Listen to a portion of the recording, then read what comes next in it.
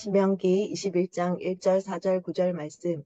내 하나님 여호와께서 내게 주어 차지하게 하신 땅에서 피살된 시체가 들에 엎드러진 것을 발견하고 그 쳐 죽인 자가 누구인지 알지 못하거든. 그 성읍의 장로들이 물이 항상 흐르고 갈지도 않고 씨를 뿌린 이도 없는 골짜기로 그 송아지를 끌고 가서 그 골짜기에서 그 송아지의 목을 꺾을 것이요. 너는 이와 같이 여호와께서 보시기에 정직한 일을 행하여 무죄한 자의 피 흘린 죄를 너희 아멘. 중에서 제하할지니라. 아멘.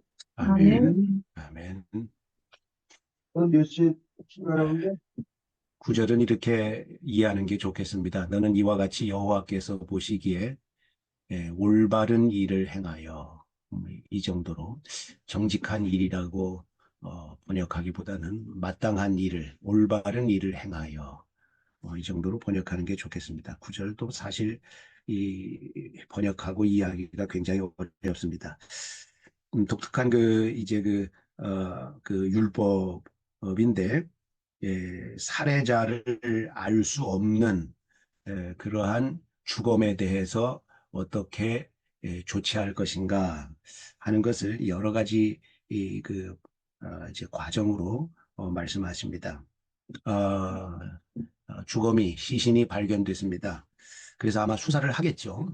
수사를 열심히 해봤는데도 종래 그 범인을 검거할 수가 없었습니다. 그러면은 지금 같으면 어떻게 합니까?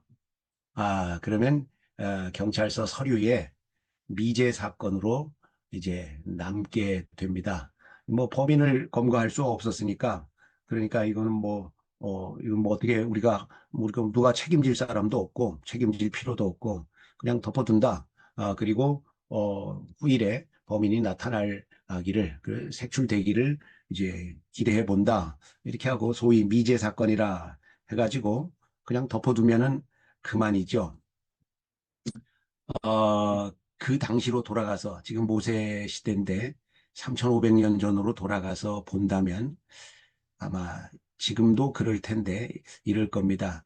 동네 사람들이 이제 다 모여가지고 그 또 마을에 그 장로들도 모이고 재판장들도 모이고 또 제사장들도 초빙하고 이렇게 해가지고 그 마을에서 아직 부리지 않은 그래서 멍에를 매지 않은 그런 송아지를 한 마리 끌고 와가지고 그래서 사절에 있는 것처럼 그런 이제 물도 안 흐르고 씨를 뿌린 적도 없는 그런 골짜기로 끌고 가서 그냥 물이 흐르고 씨를 뿌린 일이 없는 그런 골짜기로 이 암송아지를 끌고 가서 거기서 암송아지의 목을 꺾습니다. 죽이는 것이죠.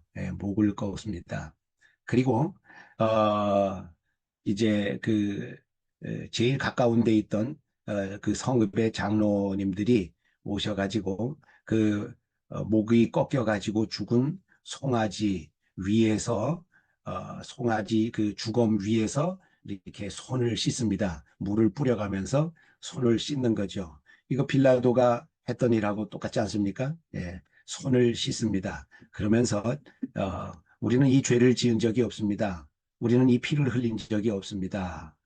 우리는 이 목격을 한 적이 없습니다. 우리는 전혀 무죄합니다. 이렇게 말하면서 손을 씻습니다. 그렇게 하면 구절에 있는 것처럼 하나님께서 그 죄를 너희 중에서 사하여 주신다. 반드시 이렇게 해라. 이렇게 말씀했습니다. 그런데 이런 과정을 밟지 아니하고 미제 사건으로 남겨둘 때 어떤 심리가 그 마을 사람들에게 작용할까? 제가 생각할 때 한 세 가지 정도 심리가 작용할 것 같아요. 첫째는 일말의 두려움이 작용할 것 같아요. 사람이 죽었다. 어, 그것도 내 주변에서 사람이 죽었다. 우리 마을이 제일 가까운 마을인데, 내 가까운 곳에서 사람이 죽었다 하는 큰 아간 아닙니까? 그러니까 그런 두려움이 작동할 것 같아요. 그리고 어떤 일말의 슬픔도 작용할 것 같아요. 어쨌든 사람이 죽었잖아요. 뭐 내가 아는 사람일 수도 있고 모르는 사람일 수도 있는데 사람이 죽었어요.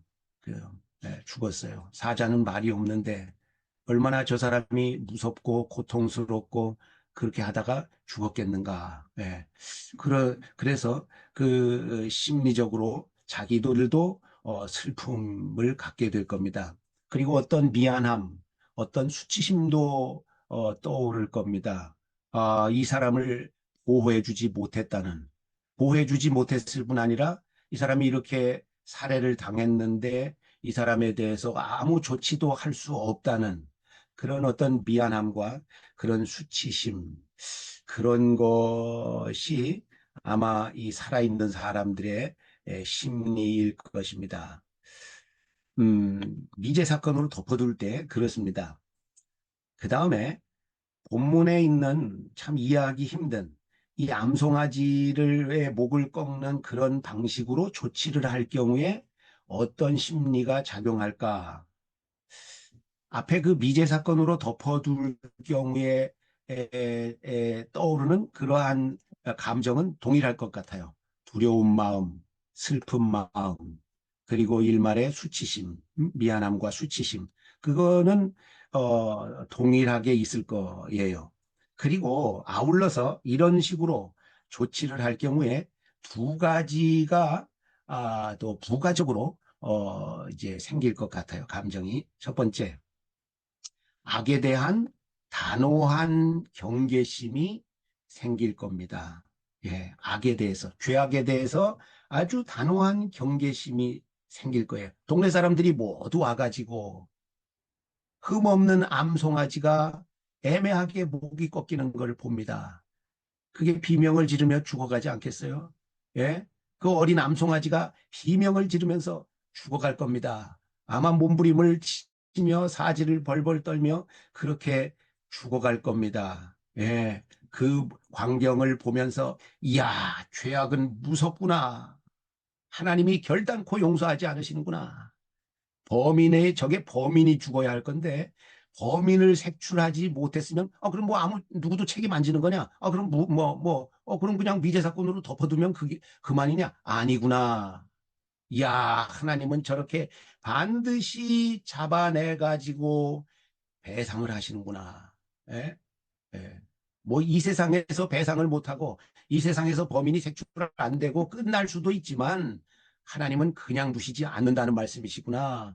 반드시 죄의 악에 대해서는 벌을 하신다는 것이구나. 저렇게 무섭게 암송아지가 죽어가듯이 하나님이 반드시 배상을 하시는구나. 징계를 하시는구나 하고 거기에 둘러서서 목격한 모든 증인 마을 사람들이 무서운 경계심을 갖게 될 것입니다. 악에 대해서 무서운 경계심을 갖게 될 겁니다. 저래서는 안 되는구나. 죄를 지어서는 안 되는구나. 죄는 무서운 거구나. 하나님이 반드시 색출하고 보복하시는구나. 두 번째로 떠오르는 생각은 아마도 대속의 신앙심이 생길 것입니다. 대속의 신앙심. 그 암송아지가 죽어가는 것을 보고 세월이 많이 가면서 아마 처음에는 이 법이 만들어졌을 때에는 뭐 사람들이 저게 뭐야? 뭐 그 의미를 하나님이 의도하신 의미를 잘 몰랐겠죠. 악에 대한 경계심 정도는 알 수 있었겠지만 대속의 그런 신앙심을 하나님이 요구하신다는 건 몰랐을 겁니다. 그런데 오늘 우리가 신약 성경을 배경으로 보면 이거 분명히 대속죄물 아닙니까? 암송아지가 그 범인을 대신해서 죽은 것 아닙니까? 예. 우리는 3,500년이 지나서 신약 성경과 성령님을 통해서 보니까 분명히 알고 있지만 3,500년 전에 이 당사자들은 조금씩 이거를 알게 됐을 것입니다. 아마 이런 생각이 들었겠죠. 야, 내가 범인이 아닌 게 천만다행이다. 천만다행이다. 뭐 그런 생각을 했겠죠. 그런데 아마 이런 일이 자꾸 발생하고 집에 가서 곰곰이 생각하면서 이렇게 발전하지 않았을까요? 내가 저 사람을 죽인 범인이 아니긴 하지만 나는 죽을 죄를 범한 적이 없는가?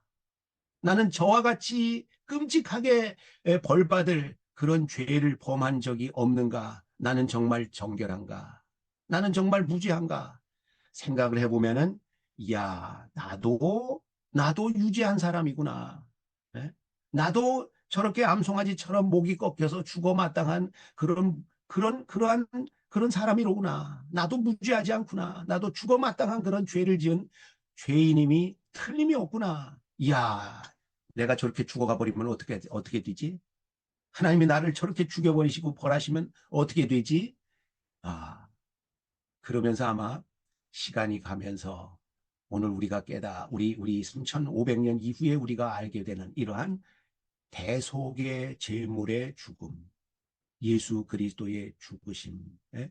히브리서에 그 암송아지 피 나오잖아요. 암송아지에 재 나오잖아요. 암송아지 죽이는 일 여러 번 나오잖아요. 예? 암송아지 재가 나옵니다. 이야, 이 예수 그리스도께서 우리는 예수 그리스도께서 나를 위해 대신 저렇게 죽으셨구나 하는 것을 감사합니다. 아무리 바보 천치 이스라엘 백성이라 할지라도 이러한 일을 여러 번 제사 드릴 때마다 제물이 대신 죽는 걸 보잖아요. 속죄제, 속건제, 제사 드릴 때마다 자기를 대신해서 제물이 죽는 걸 보잖아요. 그러니까 대속의 신앙심이 생기지 않겠어요? 이야, 하나님이 나를 대신해서 저 짐승을 죽이시는구나. 나에게는 죄를 묻지 않겠다고 하시는 것이구나. 그리고 가슴을 쓸어내리지 않겠습니까? 다행이다. 감사하다. 하나님이 내 죄를 사하셨다. 내게서는 죄를 묻지 않겠다고 하신다. 오늘 우리가 예수 그리스도의 피로 그 죽으심으로 죄 씻음 받음을 확인하는 것처럼 그러한 대속의 신앙심이 이 사람들 속에 생겼을 것입니다. 우리도 우리의 허물과 죄에 대해서 이거 지옥에 갈 만한 죄다. 이거 끔찍하게 벌받을 만한 죄다. 이런 식으로 넘기면 안 된다.